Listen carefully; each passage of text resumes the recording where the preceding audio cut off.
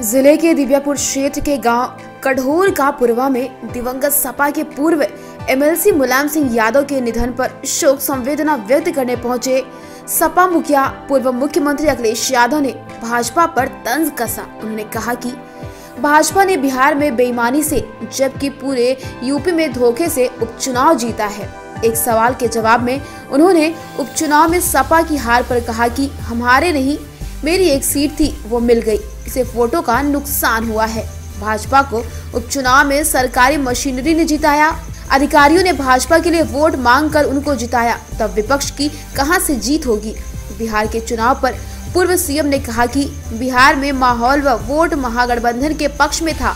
इसका उदाहरण सर्वे व टीवी चैनलों में देखा होगा, लेकिन जब भाजपा ने प्रथम चरण में माना कि हम हार रहे हैं तो दूसरे व तीसरे चरण में सरकारी मशीनरी से जबरन जीतने की हर संभव कोशिश कर डाली। भाजपा की ये हार है, जीत नहीं।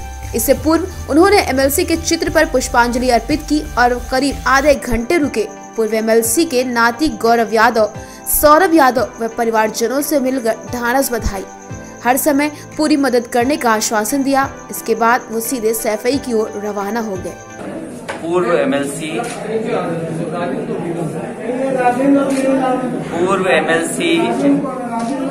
नेताजी के नाम से जाने जाते थे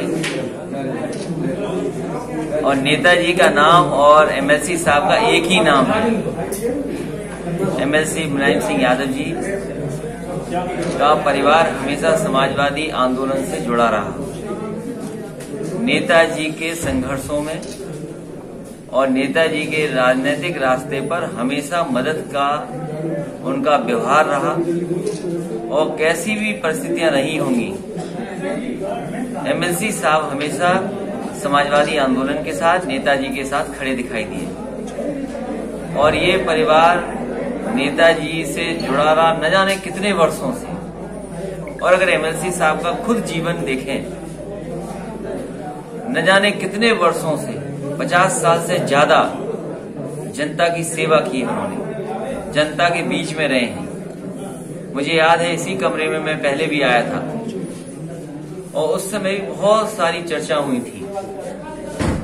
तो यहाँ रहते हुए देश दुनिया में क्या हो रहा है, और मुझे याद है ये प्लास्टिक सिटी जो थोड़ी बहुत चहल पहल शुरू हुई थी समाजवादी सरकार में, वो एमएलसी साहब की ही देन थी। उन्होंने ही लग करके कहा सरकार से कि कहीं न कहीं प्लास्टिक सिटी पे दोबारा काम शुरू हो। जितना काम उस वर्ष हुआ, सरकार चली गई, वहीं का वहीं काम ठहर गया। हम समाजवादियों के लिए बहुत बड़ी क्षति हुई है, लेकिन जीवन तो ऐसा ही है कि जो जन्म लेता है उसको जाना ही पड़ता है। परिवार इसलिए गर्व करता है कि वो जनता के बीच में रहे, जनता की सेवा करते रहे और जीवन भर उन्होंने परिवार को जोड़ के रखा और कहीं परिवार को तकलीफ में नहीं आने दिया। जी, एक क्वेश्चन।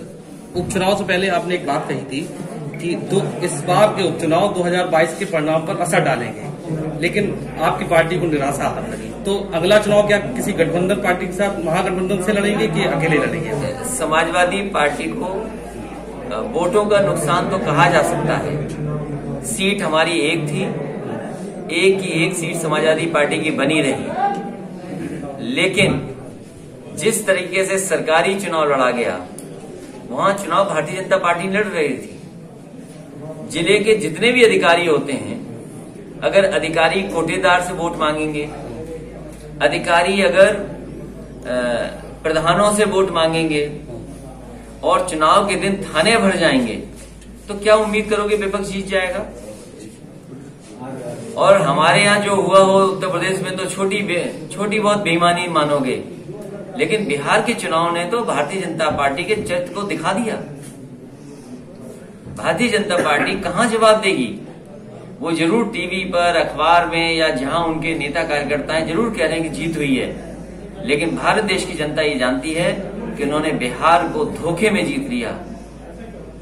और जिस तरीके से मात्र 13 और 14 हजार के वोट हैं गैप, जब उन्हें पहले चरण में पता लग गया, जिस समय भारतीय जनता पार्टी को पहले चरण में पता लग गया कि उनकी हार निश्चित है, तो उन्होंने हर तरीका अपनाया है पैसा बांटा होगा, न जाने क्या क्या किया होगा, और आखिरी में जीतने के लिए अपनी पूरी सरकारी मशीनरी लगा दी। कोई 100 वोट से हारता है? कोई प्रधानी का चुनाव है ही क्या? प्रधानी के चुनाव की तरह अधिकारियों ने वहां पर सरकार छीन ली। आप युवाओं के लोकप्रिय नेता हैं और तेजस्वी बिहार, अभी फिलहाल में जो बिहार चुनाव हुए, तेजस्वी भी युवाओं के बीच में जादू कर पाए क्योंकि जनाधार बढ़ा है। लेकिन अब की बार नीतीश का जादू, मोदी का जादू या दवाई का जादू, क्या कहेंगे? किसका जादू चला जिससे उन्हें फिर से सीटें बढ़त में मिली? बेईमानी का जादू। बेईमानी का जादू। जब मैंने कहा कि पहले चरण में उन्होंने स्वीकार कर लिया और आप लोगों ने जिस तरीके से टीवी में जन समर्थन दिखाया और जब सर्वे आए हैं तो सभी को पता था क्या होने जा रहा है। लेकिन क्या धोखा दिया है कि पहले चरण के बाद न जाने क्या किया है कि दोनों चरणों में सीटें ज्यादा जीत ली। लेकिन किसी को भरोसा नहीं है उस परिणाम पर। तो आपकी बार मशीनरी के साथ साथ आप जो है सरकारी मशीनरी पर भी दोष लगाते हैं कि आपकी बार दोनों डिस्टर्ब हैं। आप जानकारी कर लीजिए, कहो तो आप मोबाइल नंबर व्हाट्सएप कर देना, कुछ वीडियो हम भेज देंगे आपको और आप पे होंगे, स्वीकार किया होगा, आप भी जानते होंगे। ये कोई बात छिपी नहीं है, आज कोई छिपा नहीं सकता कुछ भी।